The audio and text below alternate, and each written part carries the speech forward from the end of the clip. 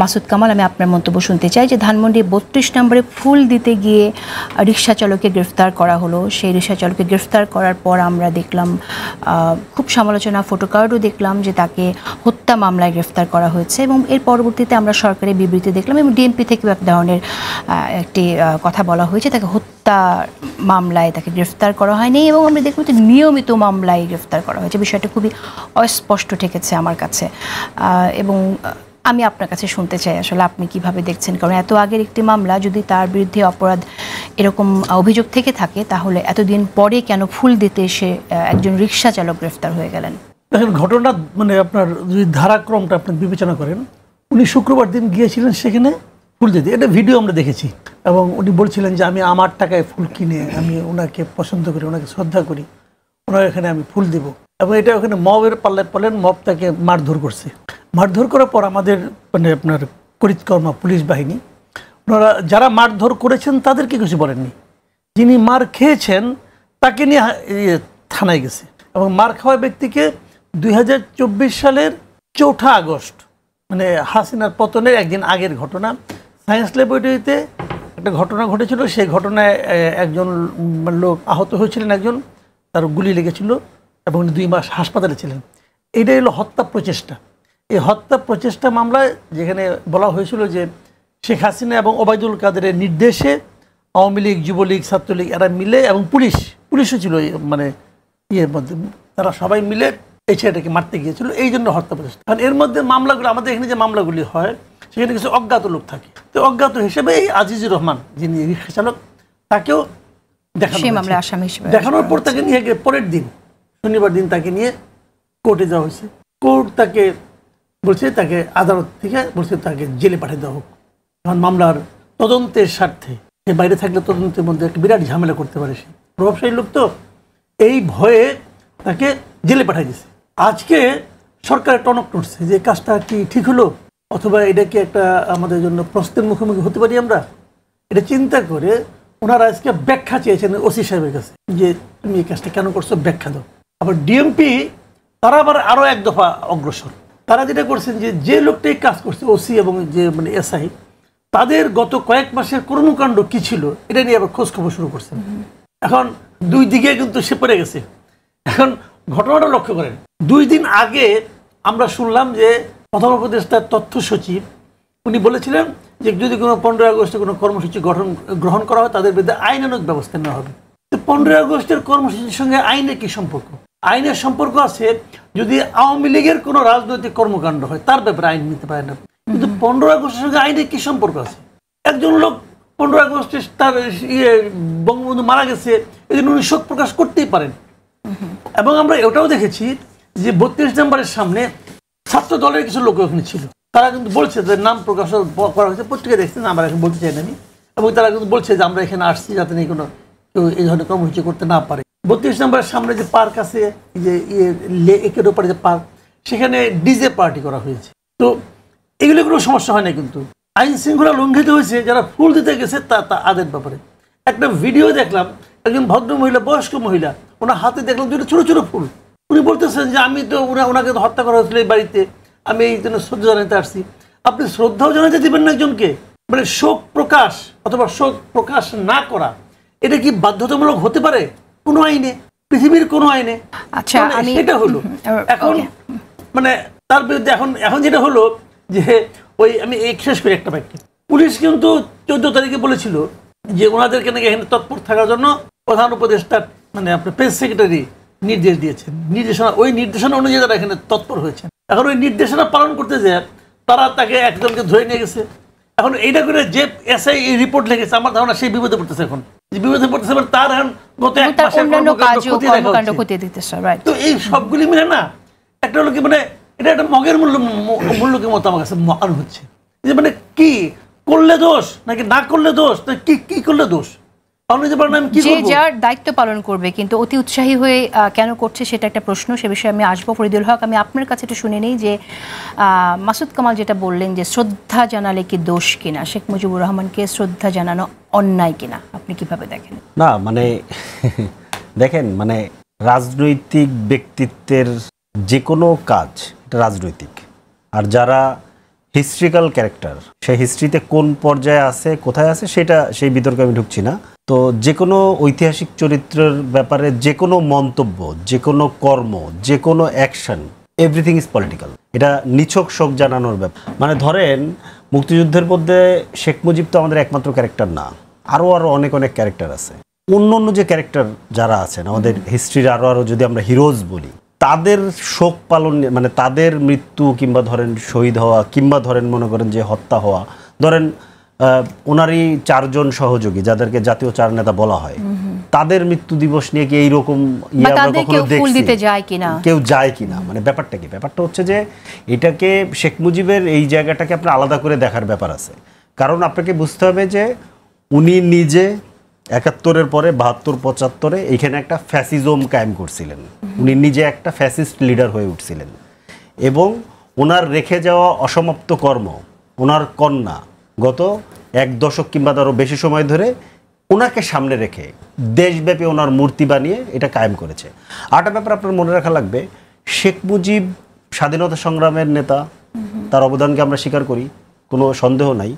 কিন্তু আপনি খেয়াল করে দেখবেন পৃথিবীতে যারা ফ্যাসিস্ট হয়ে উঠছে, বড় বড় যারা ফিগার, যারা কাল্ট হয়ে উঠছে, কাল্ট ছাড়া কিন্তু ফ্যাসিজম হয় না, যারা কাল্ট ফিগার হয়ে উঠছে, মনে রাখবো সেটা হচ্ছে বড় বিষয়, যে ফিগার হয়ে উঠছে প্রত্যেকে কিন্তু ধরেন তাদের গৌরবোজ্জ্বল ইতিহাস আছে, ওইটার বদলেই কিন্তু সে কাল্ট হয়ে উঠতে পারে। হিটলারের যেমন ইতিহাস আছে, মুসোলিনির ইতিহাস আছে, যারা কাল্ট হয়ে উঠছে, লিবিয়াতে গাদ্দাফির ইতিহাস আছে। তো এইরকম কাল্ট হয়ে উঠে। এখন ব্যাপারটা হচ্ছে যে আপনি যখন মানে এইটাকে এইরকম সময় ফ্যাসিজমের পতনের পরে আপনি যখন মানে আপনি দেখেন যে ওইখানে আমি খুব ভালো ফলো করি নাই, কিন্তু আমি একটা জিনিস দেখলাম যে ধরেন খুব ডিফারেন্ট ক্যারেক্টার গেছে। ধরেন একজন রিক্সাওয়ালা খুবই শুদ্ধ বাংলায় লিখে নিয়ে সে ওইখানে ফুল দিতে গেছে, এবং সে নিজেই স্বীকারোক্তি দিচ্ছে যে আমি আমার নিজের টাকায় দূর থেকে এসে আমি দিচ্ছি। খুব ইন্টারেস্টিং। কিন্তু একজন মহিলা যাচ্ছেন, একটা মাদ্রাসার এই দাড়িওয়ালা লোক যাচ্ছেন স্ত্রীকে নিয়ে, সম্ভবত উনি রিক্সাওয়ালা, মানে ডিফারেন্ট ক্যারেক্টার যাচ্ছে। এটা একটা ধরেন দারুণ একটা প্লে তৈরি করা হয়েছে এখানে, এটা বোঝা যায়, খুব পরিষ্কারভাবে বোঝা যায়। কিন্তু তারপরও ধরেন তাদের উপরে যদি এটাকে মব বলে, ওই আপনি বললেন অথবা মাসুদ কামাল ভাই নিজেই বললেন ওইখানে বিএনপির লোকেরা যে মব করেছে, আমি ওইটাকে পুরোপুরি ঠিক সমর্থন করতে পারি না। আবার এটাও বুঝি যে এইটার মাধ্যমে ধরেন মনে করেন যে নিষিদ্ধ যাদের কার্যক্রম নিষিদ্ধ আছে, যারা এখানে মিলিটারি ট্রেনিং নিচ্ছে বলে আমাদের কাছে খবর আসতেছে, যাদেরকে দিল্লি থেকে প্যাট্রোনাইজ করা হচ্ছে বাংলাদেশকে অস্থিতিশীল করার জন্য, যাদের ফ্যাসিস্ট নেত্রীকে এখনও দিল্লি আশ্রয় দিয়ে রাখছে, প্রতিদিন তাকে ধরেন এখানে ইনজেক্ট করার সুযোগ দিচ্ছে, সে দিল্লিতে বসে আওয়ামী লীগের বড় বড় মাফিয়াদেরকে নিয়ে মিটিং করতেছে, তাদের লোকজন যখন মোবিলাইজ হয় তখন স্বাভাবিকভাবে আমাদেরকে সতর্ক থাকতে হয়। এটা মানে ব্যাপারটা খুব আচ্ছা। আমি রিজাউল করিম রনি আপনার কাছে আসবো, তার আগে খুব সংক্ষেপে আমি একটু মাসুদ কামাল আপনার কাছে আরেকবার একটু ছোট করে জানতে চাই যে শেখ হাসিনা এবং শেখ মুজিবুর রহমান দুজনকে কোথায় রাখা উচিত আসলে? শেখ হাসিনাকে পতিত হাসিনা এবং তাকে মানুষ ঘৃণা ভরেই স্মরণ করবে, গণহত্যার যেভাবে তিনি করে তার পতন হয়েছে, সেই জায়গা থেকে আমি আপনাকে প্রশ্নটা করছি যে আপনি কিভাবে আলাদা করবেন আওয়ামী লীগ এবং শেখ হাসিনা এবং শেখ মুজিবুর রহমান? তিনটে আলাদা বিষয়। আওয়ামী লীগ একটা পলিটিক্যাল পার্টি, যে পার্টি আমাদের দেশের স্বাধীনতা সংগ্রামে নেতৃত্ব দিয়েছে। শেখ মুজিব, বঙ্গবন্ধু শেখ মুজিব, উনি সেই স্বাধীনতা সংগ্রামের নেতা ছিলেন। তারপর তিনি দেশ স্বাধীনতার পর 72 সালে এসে 3.5 বছর দেশ শাসন করেছেন এবং খুবই ব্যর্থতার পরিচয় দিয়েছেন, চরম ব্যর্থতার পরিচয় দিয়েছেন আমার বিবেচনায়। শেখ হাসিনা উনি ওনার কন্যা এবং সেই সঙ্গে আওয়ামী লীগের একসময় সভানেত্রী হয়েছিলেন এবং একসময় মানে আপনার স্বৈরাচার বিরুদ্ধে আন্দোলনও করেছেন, এরশাদের বিরুদ্ধে। 93 সালে প্রধানমন্ত্রী হয়েছেন, 93 থেকে 2001 পর্যন্ত দেশ শাসন করেছেন মোটামুটি ভালোভাবে। 2008-এর নির্বাচনের মাধ্যমে 2009 থেকে উনি 2024 পর্যন্ত যে শাসন করেছেন, এর মধ্যে প্রতিদিনই তিনি আগের দিনের চেয়ে বেশি স্বৈরাচারী হয়ে উঠেছেন এবং সর্বশেষ উনি একজন স্বৈরাচারী শাসক হিসেবে ওনার পতন হয়েছে। এই হলো তিনজনকে আমি যদি ক্যারেক্টারাইজ করি আর কি এভাবে। এর মধ্যে আমি যেটা পার্সোনালি মনে করি, যেহেতু আলোচনাটা 15 আগস্ট নিয়ে হচ্ছে, আমি শেখ হাসিনা আলোচনাটা করতে চাই না এখানে, ওটা তো গেছে গন কেস। আমি শেখ হাসিনাকে মূল্যায়ন করি যে উনি বাংলাদেশের জন্য মানে সবচেয়ে ক্ষতিকর ব্যক্তিদের মধ্যে একজন। আমি পার্সোনালি ওনাকে এরকম মনে করি এবং আমি এটাও মনে করি যে বাংলাদেশে ওনাকে আর প্রত্যাবর্তন করার কোনো সুযোগ নেই। উনি এবং ওনার পরিবার মানে শেখ পরিবার বলতে যা আছে এটা বাংলাদেশের জন্য ক্ষতিকর, এটা আমি মনে করি আর কি পার্সোনালি। আর আওয়ামী লীগকে মনে করি যে আওয়ামী লীগ শেখ হাসিনার মানে নিয়ন্ত্রণে যতদিন ছিল, মানে বিশেষ করে এই দফায়, শেষ দফায়, ততদিন আওয়ামী লীগ একটা স্বৈরাচারী আচরণ, আওয়ামী লীগের নেতৃত্বে স্বৈরাচারী আচরণ করেছে। তার মানে আওয়ামী লীগকে যারা সমর্থন করতো তারাও স্বৈরাচারী হয়ে উঠেছিল, এটা মনে করি না। আমি সংক্ষেপে বলতেছি, ডিটেল বলতে বলে পরে বলবো। আর বঙ্গবন্ধু শেখ মুজিবকে আমি মনে করি যে উনি শেষের 3.5 বছর খুবই খারাপ শাসন করেছেন। দেশে দুর্ভিক্ষ হয়েছে ওনার কুশাসনের কারণে, মন্দ শাসনের কারণে। একদলীয় শাসন করেছেন, মানুষের বাক স্বাধীনতা হরণ করেছেন, গণতন্ত্র উনি হরণ করেছেন। ওনার সময় বহু মানুষকে হত্যা করা হয়েছে, সেই বিষয়টা ওনার সময় প্রথম এমন কোন সরকার দেখাতে পারবে না যার সময় বহু মানুষকে হত্যা করা হয় নাই। বাংলাদেশে এরপর যতগুলি গভর্নমেন্ট আসছে এমন কোন সরকার দেখাতে পারবেন না যার সময় বহু মানুষের হত্যা হয় নাই। ভাই আর কেউ রক্ষী বাহিনী রক্ষী বাহিনী থেকে শুরু করে যেভাবে হয়তো রক্ষী বাহিনী বানায় অন্য কোনো বাহিনী বানাইছে না, তাহলে কি তিনি সেই পথ দেখানোর দায়টা ওনার থাকে না? নিজেরা পথ আবিষ্কার করে নেয়, কেউ পথ দেখায় না ভাই। পথ নিজেরা আবিষ্কার করে নেয় নিজের স্বার্থ সংরক্ষণের জন্য, নিজের ক্ষমতা রক্ষা করার জন্য মানুষ পথ আবিষ্কার করে নেয়। এখন করতেছে না, এখন কি এই গভর্নমেন্টকে কারো পথ দেখানোর উপর চলছে? আচ্ছা, আমি নিজেরা আবিষ্কার করে নিচ্ছি তাদের জন্য পথ। আসবাবুর আপনার কাছে, রেজাউল করিম রনি, আমি আপনার কাছে আসি এবং আমরা যেটা শুনি যে সেটা হচ্ছে, এবং ইতিহাসও আমরা দেখেছি, একটা কাল্ট ফিগার সামনে তৈরি করা হয় এবং তার মাধ্যমেই তার নাম জপেই সমস্ত কাজকে হালাল করানো হয়, সমস্ত অপকর্ম করে যায়। বাংলাদেশেও সেই জিনিসটা হয়েছে এবং এটা করতে গিয়ে অনেকেই বলে যে শেখ মুজিবুর রহমানের দ্বিতীয় মৃত্যু হয়েছে। এখন এই দ্বিতীয় মৃত্যুর দায় তো আওয়ামী লীগেরও মৃত্যু হয়ে গেছে। আসলেই কি শেখ মুজিবুর রহমান মৃত্যু হয়ে গেছে নাকি আসলে হয় নাই? মানুষ এখনও স্মরণ করছে তাকে। কোথায় আসলে তাকে রাখা উচিত? যে যেখান থেকে আমাদের শুনছেন দেখছেন সবাইকে আমার সালাম, কৃতজ্ঞতা। দেখেন, এই আলোচনাটা লম্বা আলোচনা, আমি সংক্ষেপে করি। দেখেন, আওয়ামী লীগ একটা এসেনশিয়ালি ফ্যাসিস্ট অর্গানাইজেশন, তার চিন্তা চেতনার মধ্যেই ফ্যাসিবাদ আছে। এটাকে আমরা যে এতদিন রাজনীতি মনে করছি, এটা হলো আমাদের প্রথম অশিক্ষা, রাজনৈতিক অশিক্ষা, এবং তার কাফফারা আমাদের বাচ্চা ছেলেদের জীবন দিয়ে করতে হয়েছে। তো এখন রাজনীতি এবং আওয়ামী লীগকে আমি কেন আলাদা করি? কারণ রাজনীতি যদি হয় জনগণ ভিত্তিক বা নাগরিক ভিত্তিক, সেখানে আওয়ামী লীগ গণতন্ত্রের কথাই বলতো, কোনোদিন বলে নাই হাসিনা যে আমি স্বৈরাচার ফ্যাসিস্ট। কিন্তু হাসিনা যে মডেলের ডেমোক্রেসির কথা বলতো বা আওয়ামী লীগ যে মডেলের ডেমোক্রেসির কথা বলতো, সেটা হলো ফিউডাল ডেমোক্রেসি। সে যদি নির্বাচনও দিত, সে যদি ফেয়ার ইলেকশনও করতো, ইলেকশন করার পর আপনি যদি তারা ভোট দিয়ে নির্বাচিত করতেন, তাহলে আপনি একটা ইলেক্টেড কিং পাইতেন, একটা কিং, রাজা পাইতেন, রানী পাইতেন, প্রধানমন্ত্রী না। মানে আধুনিক জাতিরাষ্ট্রের প্রধানমন্ত্রীর যে ভূমিকা, সেই ভূমিকা পালন করতে বাপ বেটি মিলা দুইটাই অক্ষম, এটা তারা প্রমাণ করছে। শেখ মুজিবের আমলে দেশ কীভাবে শাসিত হয়ে, শেখ মুজিব দেখেন ইতিহাসের এক সময়ের যেগুলো গুরুত্বপূর্ণ ঘটনা, মুক্তির প্রতীক, পরবর্তী সময়ে সেগুলো নির্যাতনের হাতিয়ার হয়ে উঠতে পারে। ফলে ইতিহাসকে যখন আপনি পূজা করবেন, যে জাতি ইতিহাসকে পূজা করে সে জাতির কোনো উন্নতি হয় না, সে জাতি আটকে যায়। ইতিহাস পূজা করার বিষয় না। ইতিহাস আপনার 1000 বছরের যে একটা 1000 বছরের শ্রেষ্ঠ বাঙালি বানাইছেন আপনি জরিপ করে, হ্যাঁ, ওইখানে তো সর্বনষ্ট করেছেন। ধরো কইছে কেটে 1000 বছরের শ্রেষ্ঠ বাঙালি, হাজার হাজার মানুষকে হত্যা করছে। এখানে ফ্যাসিবাদের জনক সে, স্বৈরতন্ত্রের জনক সে দেশ শাসন করতে কীভাবে? ধরেন পদ্মা নদী দিয়ে যাচ্ছে, এটা মাঝি, তার ছেলে আছে হয়তো ক্লাস 9-এ পড়ে, পরিচয় করাই দিত যে মহান লিডার, পাঁচে সালাম করতো। তারপরে মেট্রিক পরীক্ষা দিছে, এবার বড় একটা বোয়াল মাছ নিয়ে 32 নম্বর চলে আসছে, মাছটা পায়ের নিচে ছুঁড়া দিয়ে নেতা জড়াই ধরছে। কি ছেলে তো মেট্রিক পাস করছে, মনে নাই? ওই যে মাঝি নৌকা বার করে দিয়েছেন আপনি, তাই নাকি? আচ্ছা ঠিক আছে, মৎস্য মন্ত্রণালয় চালাতে। এবার ও পায়ের উপরে পা তুললা, লুটপাট শুরু। এই তো মডেল ছিল। এইভাবে মানে আমার অনুগত, আমার লোক সবচেয়ে যোগ্য, এই যে মুজিবীয় মডেল হাসিনা কি এটা কন্টিনিউ করেন নাই?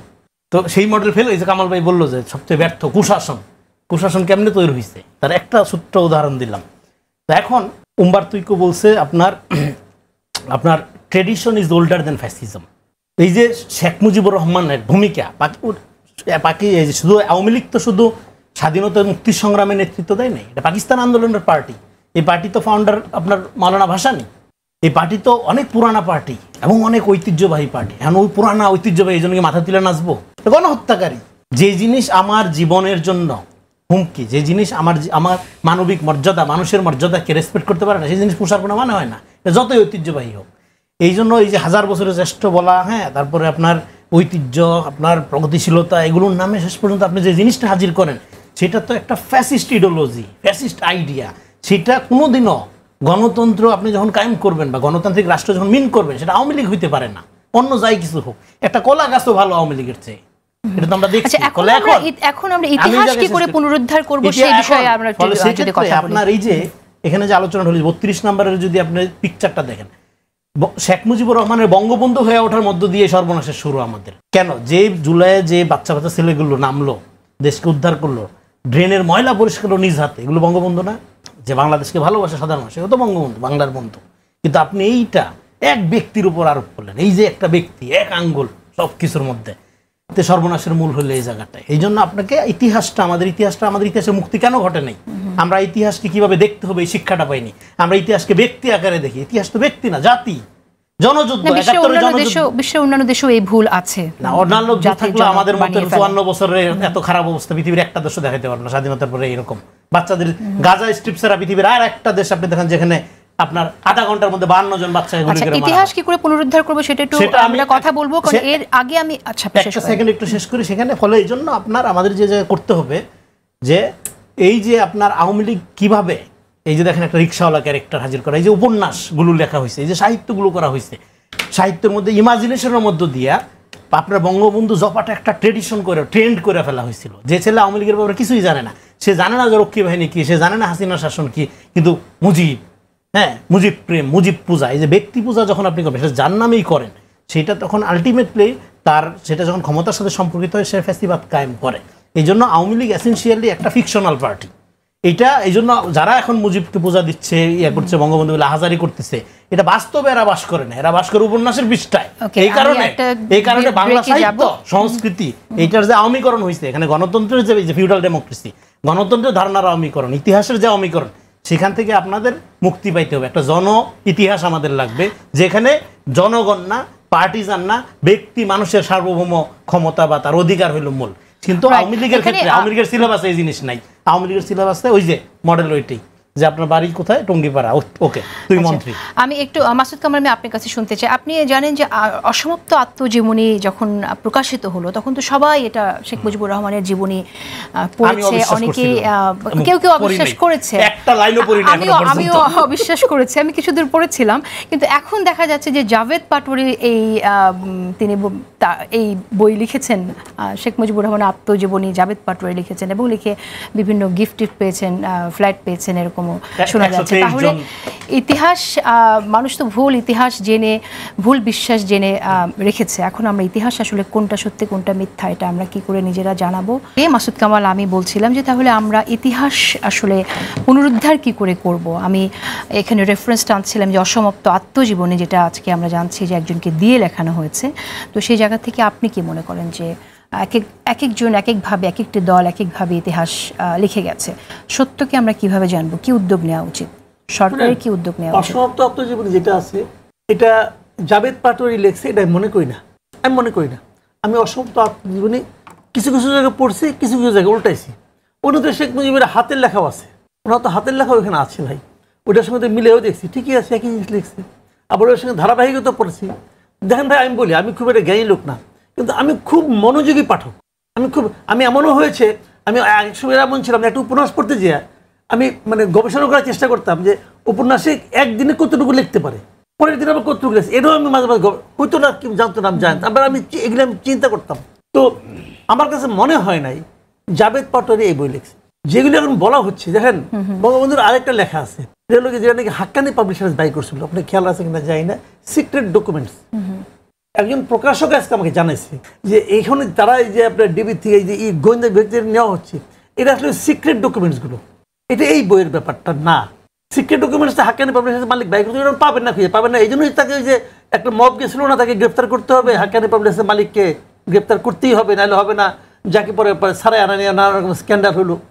তো ওনারা বাই করেছিল সিক্রেট ডকুমেন্টস। পারলে একটা সিক্রেট ডকুমেন্টসের কপি সংগ্রহ করে নিয়ে আসেন, ওটা প্রিন্টও হয়েছিল, এখন বাজারে পাওয়া যায় না, আমি আজকেও খুঁজছি, পাইনি। তো যে বইটার কথা বলা হচ্ছে না, এটা সম্ভবত আমি জানি না, কিন্তু আমাকে একজন প্রকাশকই বলছে, সে দায়িত্ব নিয়ে বলছে, ভাই এটা তো আমরা জানি, ওটা তো সিক্রেট ডকুমেন্ট ওখানে ছিল। তো এখন জাভেদ পাটোয়ারি বঙ্গবন্ধুর বই লিখে দিচ্ছে, আমি জানি না লিখছে কি না লিখছে, আমি তো ওখানে ছিলাম না, যখন কন্ট্যাক্ট করে তখনও তো আমি ছিলাম না। তবে যে সমস্ত গল্প এর সঙ্গে আমি দেখতে পাচ্ছি যে একটা বইয়ের জন্য 124 জন না 23 জনকে 1 কোটি করে টাকা দিচ্ছে, অমুক করে, এত লোক লাগে না, আমার যেতাম লিখে দিতাম, এগুলো কোনো বিষয় হলো নাকি রে ভাই? এটা তো কোনো বিষয় না, কারণ এরকম ঘোষ এটা সারা দুনিয়াতে অনেক আছে। ক্লিন্টন ক্ষমতা থেকে বের হওয়ার পরে না না বই বেড়ে যায়। আওয়ামী লীগের কাছে তো হাজার হাজার কোটি টাকা ছিল, এটা 1 কোটি টাকা 2 কোটি টাকার ব্যাপার না। 124 জন মিলে একটা বই লেখা সম্ভব না ভাই। বই লিখতে আমার একটা ঘটনা বলি, আমার একজন বই লেখ দিছে, ওই কি ভাই এটা আমি লিখছি, এটা আপনাকে ঠিকঠাক করে দেন। আমি ঠিক করতে পারবো না, বইটা আমরা দেন, আমি পড়া আবার নতুন করে লিখি না। 124 কোটি টাকা কোনো ব্যাপার না। এই ব্যাপার না সেন্সে বলছি না।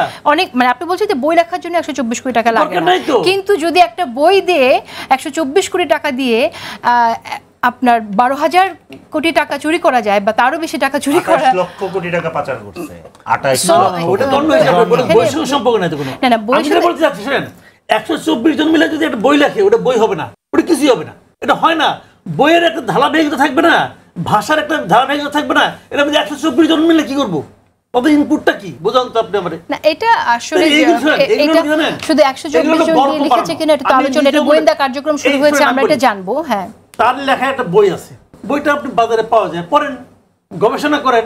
একজন লোক একটা রিপোর্ট করলো, আর সেই রিপোর্টটা সোর্স করা গোয়েন্দা সংস্থা। এই গোয়েন্দা সংস্থা কার? এই সরকারের। এই সরকারকে বঙ্গবন্ধুকে মহান করে দেখাতে চায় না। হিসাব সিম্পল কিন্তু। ওকে, তার মানে তাহলে আপনি এগুলো বলছেন লাভ যে আছে নাকি? তাহলে আপনি বলছেন যে এই সরকার শেখ মুজিবুর রহমানের ইমেজকে ধূলিসাৎ করার জন্য এ আমি ধরনের তা একটা বলছি না, আমি তা করতে বলছি, পারে আমি সন্দেহ এরকমটা। করছি। আবার আমি আপনাকে একটা শোনা কথা যায় যে বলছি। শেখ মুজিবুর রহমানকে সামনে রেখে আবার আওয়ামী লীগের পুনর্বাসন হচ্ছে, এরকম অভিযোগও আছে এবং অনেকে বলছেন এটা। আপনি যদি 2 লাইনে কিছু আমি বলেন। একটা কথা বলি, শুনেন, ইতিহাস বলে না, ইতিহাস হলো একটা পুকুরের মতো। যখন আপনি পুকুর খনন করবেন, তখন কিন্তু ওখানে আপনি পরিষ্কার পানি পাবেন না। এই পুকুরটাকে থিতাতে দিতে হবে। থেতানোর পর 1 মাস 2 মাস পরে ওই পানিটাতে গোসলও করা যাবে, খাওয়াও যাবে হয়তোবা। এই হলো পুকুর। ইতিহাস হলো ওই জিনিস। শেখ হাসিনা যখন নাকি তার বাবার ইতিহাস লেখে, ওটা ইতিহাস হয় না, ওটা অন্য কিছু হয়। আবার জিয়াউর রহমানের, আমরা যখন আগে যে বিএনপি আসে ক্ষমতা, তারা যখন জিয়াউর রহমানের ইতিহাস লিখবো, ওটাও ইতিহাস হবে না। আজকে থেকে 20 বছর 30 বছর পরে যখন নাকি আওয়ামী লীগও নাই, জিয়াউর রহমানও নাই, অন্য কেউ নাই, তখন যে ইতিহাসটা হবে, ওটা ইতিহাস। আমরা একটু অন্য আলোচনায় যাব। সংক্ষেপে যদি রেজাল্ট করিম রানী আপনি একটু বলেন এখানে। দেখেন, আওয়ামী লীগ এবং মিথ্যা সমর্থক যখন একের পর এক বই বের হওয়া শুরু হইল, তখনই আমি সন্দেহ পোষণ করছি যে একটা লোক মরার পরে এত বই কেমনে লেখে। শেখ মুজিবুর রহমান একমাত্র মৃত ব্যক্তি যিনি সবচেয়ে বেশি বই লিখেছেন মরার পরে। কোনো মৃত ব্যক্তি 3টি এরকম বই লেখার যোগ্যতা অর্জন করতে পারেনি, এটা শেখ মুজিবুর রহমান অর্জন করেছে। তো ফলে একটা আওয়ামী লীগ একটা ব্যাপার ঘটাবে, বিশাল একটা ইন্ডাস্ট্রি গড়ে উঠবে এবং এর মধ্যে একটা মিথ্যা থাকবে না, এটা হইতেই পারে না। এটা আওয়ামী লীগের ঐতিহ্যের সাথেই যাবে না, অসম্ভব। ফলে এবং আমি শেখ মুজিবুর রহমানের কোনো লেখা, কোনো বই, কোনো কিছু কখনো পড়ি নাই। হ্যাঁ, কখনো পড়ি না, কারণ আমার বিশ্বাস হয়নি। এটা 124 জন লিখছে, এটা আমি বলতেছি না, এটা অসম্ভব, অ্যাবসার্ড। 124 জন না, অনেক লোক হয়তো কাজ করছে, করছে। এটা একটা গ্রুপ, ডেফিনেটলি এটা আপনার, এটা প্রজেক্টেড, এই জিনিসগুলো প্রজেক্টেড। হ্যাঁ, আমার দেখা নয়াচিন ডায়েরি, তারপর হইলো যে এগুলো কারণ হইলো আওয়ামী লীগ তো এর আগেও ক্ষমতায় ছিল, 93 সালে ছিল। 93 সালে এগুলো বেশি দরকার হয় নাই কেন, তার এতদিন পরে দরকার হয়েছে কেন? দেখেন, believe in wrong thing is more dangerous than believe in nothing. বাংলাদেশে মিথ্যা বিশ্বাস করার পরিণতি কি, এটা আজকে আওয়ামী লীগের নেতাকর্মীরা ভোগ করতেছে।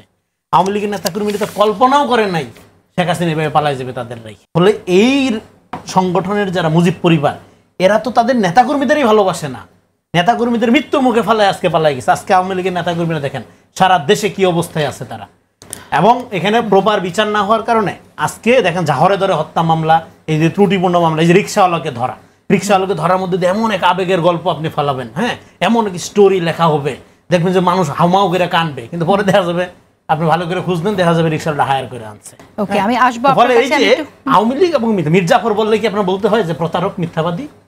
ফলে আওয়ামী লীগ যখন আপনি উচ্চারণ করবেন, এটার সাথে মিথ্যা শব্দটি উচ্চারণ করা বাহুল্য মাত্র, দরকার নেই বলার।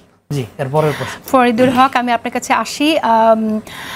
আওয়ামী লীগ প্রসঙ্গে আমার মনে হয় আপনি বলেছেন ইতিমধ্যে, এখানে বাড়তি করে যদি অ্যাড করার কিছু থাকে আপনি করতে পারেন, কিন্তু আমি এখন একটু অন্য প্রসঙ্গে যেতে চাই, একটু নির্বাচন নিয়ে কথা বলতে চাই। নির্বাচন নিয়ে কথা বললে যদি আপনাকে আমি এক শব্দে উত্তর দিতে বলি, তাহলে আপনি দিতে পারবেন কিনা? আপনারা কি আগামী জাতীয় সংসদ নির্বাচনে অংশগ্রহণ করছেন নাকি করছেন না?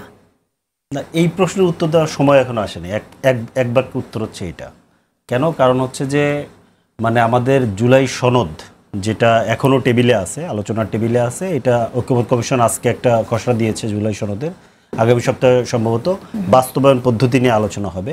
আলোচনা হয়ে সেটেল হলে দেন হচ্ছে এটা মানে ইয়ে করা হবে, মানে আমরা বুঝতে পারবো যে কখন নির্বাচন হচ্ছে এবং কি নির্বাচন হচ্ছে। যেমন আমরা কিন্তু একদম প্রথম থেকে ফ্রম দ্য বিগিনিং আমরা মানে বলতেছি এটা কি শুধু জুলাই সনদের জন্যই আটকে আছে আপনাদের আমরা ফ্রম দ্য decision? বিগিনিং আমরা বলতেছি যে নির্বাচনটা হতে হবে গণপরিষদ এবং আইনসভা একসাথে একত্রে, মানে জুলাই সনদটা বা জুলাই সনদের সংবিধান সংস্কার সম্পর্কিত যে প্রস্তাবনাগুলো এগুলো বাস্তবায়ন হতে হবে গণপরিষদের মাধ্যমে, এবং এটা আমরা মোটেই নতুন। আচ্ছা, তাহলে আমার মনে হয় যে ব্যাপারটা অনেকটাই স্পষ্ট, কারণ গণপরিষদ ইলেকশন তো হচ্ছে না এখন, সেই জায়গা থেকে গণপরিষদ ইলেকশন হচ্ছে না, জাতীয় সংসদ নির্বাচন হচ্ছে, এটা এখনো সেটেল হয় নাই।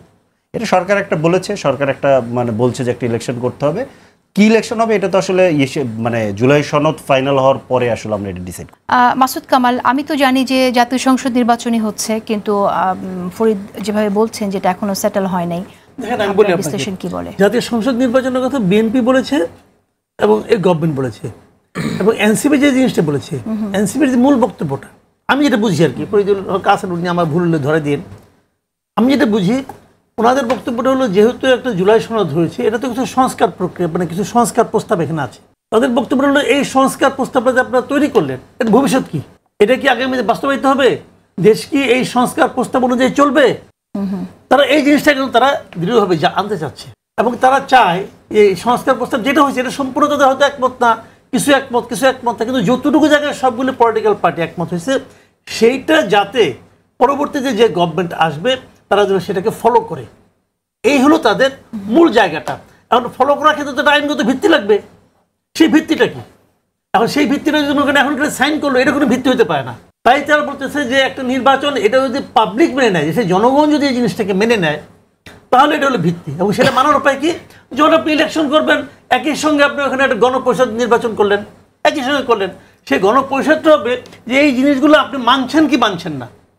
যদি জনগণ রায় দেয় যে হ্যাঁ এই সংস্কারগুলো মানছি, তো তখন তারা মনে করবে যে এইটাকে আমরা আগামীতে সরকার পরিচালনার ক্ষেত্রে একটা গুরুত্বপূর্ণ বিষয়গুলো মনে করবো, আগামী সরকার মানতে বাধ্য হবে। এটি হলো তার বক্তব্য কি, এবং এই বক্তব্যকে আমি কিন্তু একদম মানে খারিজ করেন না বা অগ্রাহ্য করি না, আমি মনে করি এটা এই বক্তব্য থাকতেই পারে। কিন্তু এখানে আমার একটি প্রশ্ন, সেটা হচ্ছে যে আমরা তো গণপরিষদের সংবিধানের কি থাকবে না থাকবে সেগুলো নিয়ে আলোচনা হয়, এখন যে আলোচনা হলো আমার কাছে একরকম মনে হয় যে গণপরিষদেই একটা পার্ট আমরা দেখলাম, মানে গণপরিষদের আলোচনাটাই দেখলাম এখানে। হয়তো সংবিধান সম্পূর্ণ নতুন করে লিখতে গেলে আরও সময়ের প্রয়োজন, সেটা হয়তো আরও দীর্ঘায়িত হতো, কিন্তু আমি এটাকে আমার কাছে একটা চমৎকার আয়োজন মনে হয়েছে। বরং ইলেকশন করে গণপরিষদের সেখানে সদস্য সবাই থাকতো কিনা, কী পরিমাণ সদস্য থাকতো, তাদের প্রায়োরিটি কতটুকু থাকতো, সেগুলো কিন্তু প্রশ্ন, মানে এখনো প্রশ্ন আছে। আসবো আমি ফরিদ আপনার কাছে, কিন্তু তার আগে রেজাউল করিম রানী, আমি আপনার মন্তব্য শুনতে চাই। আপনি কি মনে করেন যে এখন আসলে কি হওয়া উচিত? আমরা অভ্যুত্থানটা মনে হয় পুরোপুরি বুঝতে পারতেছি না। অভ্যুত্থান হওয়ার মধ্যে দিয়ে সেকেন্ড রিপাবলিক শুরু হয়ে যায়, কারণ কোনো সংবিধান নাই, প্রধানমন্ত্রী পালাই যাবে, তারপর তো গেছে।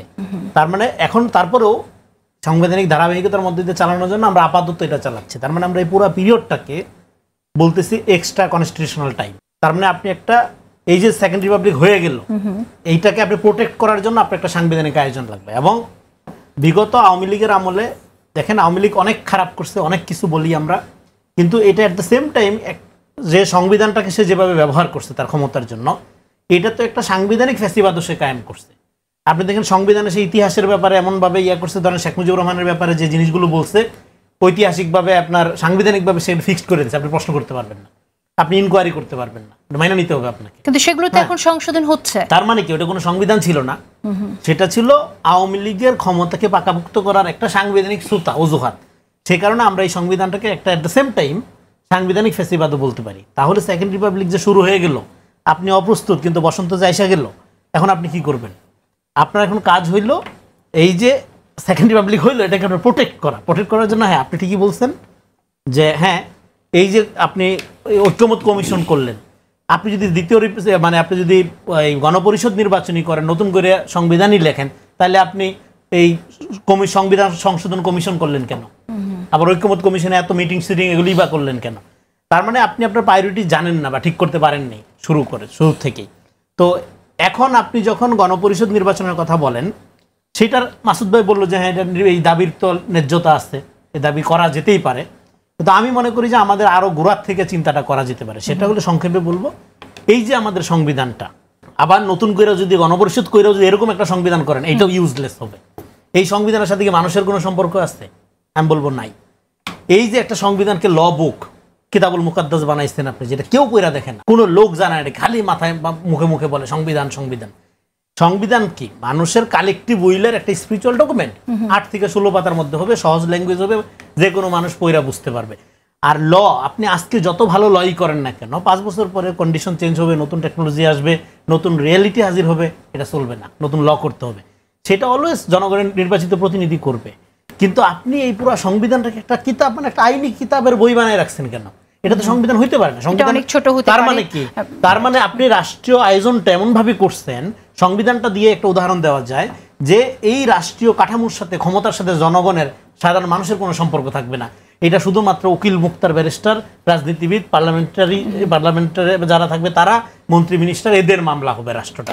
ফলে এই জন্য গণসংবিধানের জন্য আমি মনে করি আমাদের যে সংবিধানটা, এই সংবিধানের যে কাঠামো, এটা আওয়ামী মুজিববাদী যে কাঠামো, এই কাঠামোর বাইরে যদি আপনি রিয়েলি বের হইতে চান, তাহলে নতুন সাংবিধানিক প্রস্তাবনা নিয়ে আমাদের চিন্তা করার সুযোগ আছে নতুন বাংলাদেশের শুরুর জন্য। সেক্ষেত্রে এগুলো থাকবে, মুক্তিযুদ্ধের অর্জন এগুলো থাকবে, কিন্তু সেটা এরকম একটা ল বুক হিসাবে না, সেটা থাকবে একটা, আমি যেটা বললাম যে জনগণের কালেকটিভ উইলের একটা স্পিরিচুয়াল ডকুমেন্ট হিসাবে, এবং যেটা জনগণ কানেক্ট করতে পারবে। নতুন সাংবিধানিক প্রস্তাবনার জন্য তো আবার আরেক দফা বিস্তর আলোচনার আয়োজন করতে হবে। গণঅভ্যুত্থানে একটা ঐক্য হয়েছে, সেই ঐক্যটা কি দেখেন, বাংলাদেশে কোথাও কোনো ঐক্য নেই, কিন্তু একটা জায়গায় কিন্তু ঐক্য আছে, সেটা হলো ভারত প্রশ্ন এবং আপনার বিশেষ করে আওয়ামী লীগের প্রশ্নে ঐক্য তো আছে। তার মানে এই যে ঐক্য, কোশ্চেনে ঐক্য আছে, ফলে এই ঐক্যটা ল, সোর্স অফ ল কি, এই সরকারের বৈধতা কি, এই সংবিধান দিয়ে তারা শপথ নিছে, কিন্তু সংবিধান কি তার বৈধতা? না, নিশ্চয়ই না। গণঅভ্যুত্থানের এই সরকারের বৈধতা। আমি ফরিদুল হক আপনার কাছে আসি, আপনি খুব সম্ভবত গণপরিষদ নিয়ে কিছুটা অ্যাড করতে চেয়েছিলেন, খুব ইম্পর্টেন্ট পয়েন্ট যদি অ্যাড করা না থাকে আপনার, তাহলে আমি একটু ভিন্ন প্রসঙ্গে যাব, আর যদি বলতে চান সংক্ষেপে আপনি বলবেন। আপনাদের দল থেকে বলা হচ্ছে আপনারা কোনো দলের সাথে জোট করবেন না, সেটা বিএনপির সাথে বা জামাতের সাথে আপনারা জোট করবেন না, আসন দিয়ে কেনা যাবে না, সেটা আমরা শুনছি। আবার আমরা এমন আলোচনাও শুনছি যে আপনাদের সাথে জোট নিয়ে নেগোসিয়েশন হচ্ছে, কিন্তু আপনারা ঠিক বিশ্বাস করতে পারছেন না, বিএনপির সাথে যে আলোচনা হচ্ছে বিএনপিকে আপনারা বিশ্বাস করতে পারছেন না, যে আপনাদের জন্য আসন ছাড়া হলো, কিন্তু নির্বাচনের সময় তাদের বিদ্রোহী প্রার্থী যদি দাঁড়িয়ে যায়, সেই বিদ্রোহী প্রার্থীকে যদি বিএনপি থেকে বসিয়ে দেওয়া না হয় বা না পারে, তাহলে পরিস্থিতি কি হবে, সেই আলোচনাটাও আছে, আপনার কাছে শুনি। আচ্ছা, মানে প্রথমত হচ্ছে যে সংবিধান প্রশ্নে আমি একটা জিনিস বলতি, যেটা হচ্ছে যে আমরা তো একটা, মানে ধরেন কি বলবো, যে শেখ মুজিবের থেকে একটা বড় বাকশালী সিস্টেমের মধ্যে কিন্তু আমরা ছিলাম।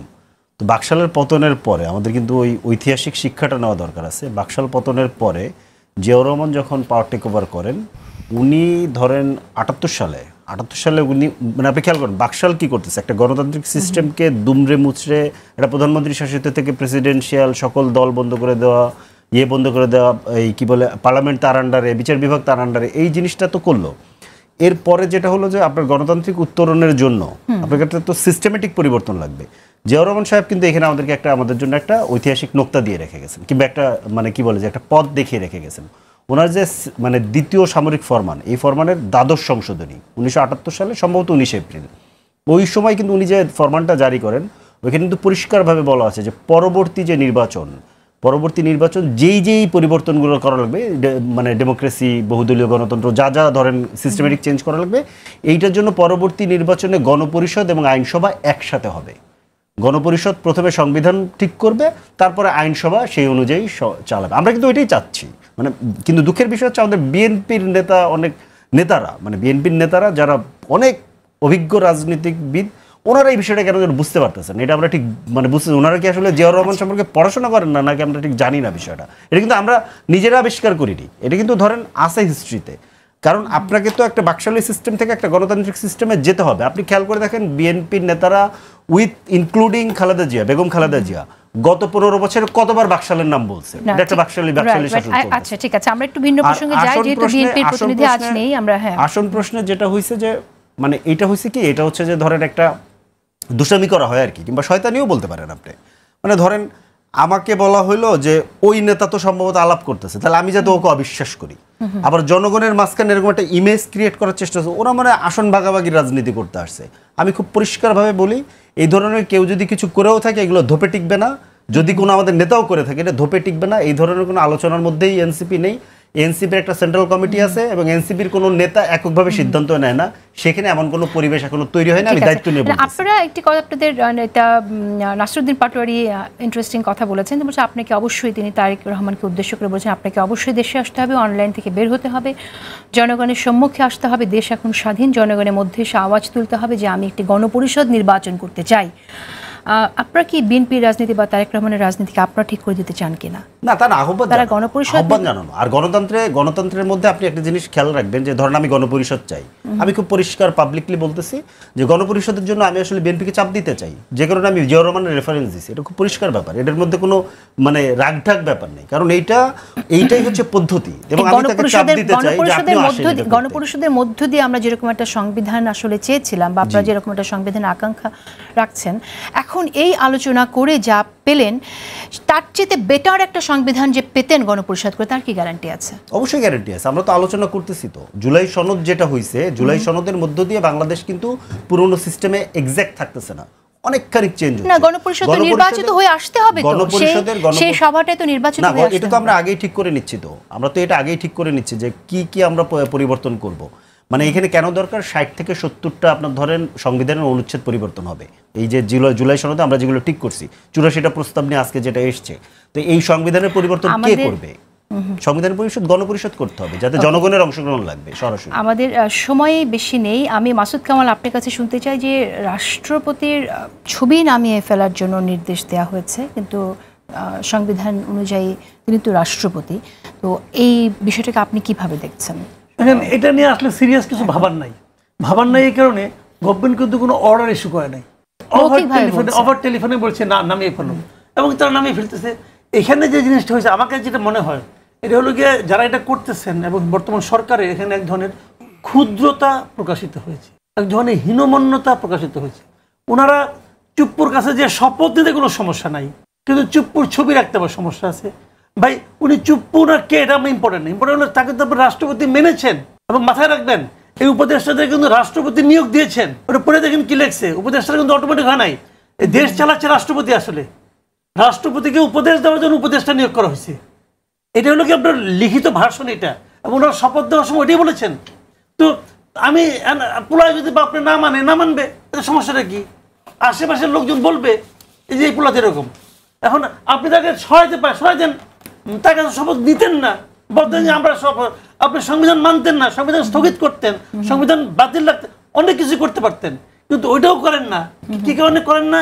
আপনাদের মধ্যে একটা ভয় কাজ করে যে পরবর্তী সময়ে যদি কখনো আমাদের আদালতের আইনের সম্মুখীন, আপনি দেখবেন যে জুলাইয়ের যে ঘোষণাপত্র, ওখানে কিন্তু লেখা আছে যে সাংবিধানিক প্রক্রিয়ায় সরকার গঠিত হয়েছে। যে সরকার গঠিত হয়েছে সাংবিধানিক প্রক্রিয়ায়, সে সরকার আবার সংবিধান মানে না কেন? এই প্রশ্ন উঠবে এক সময়।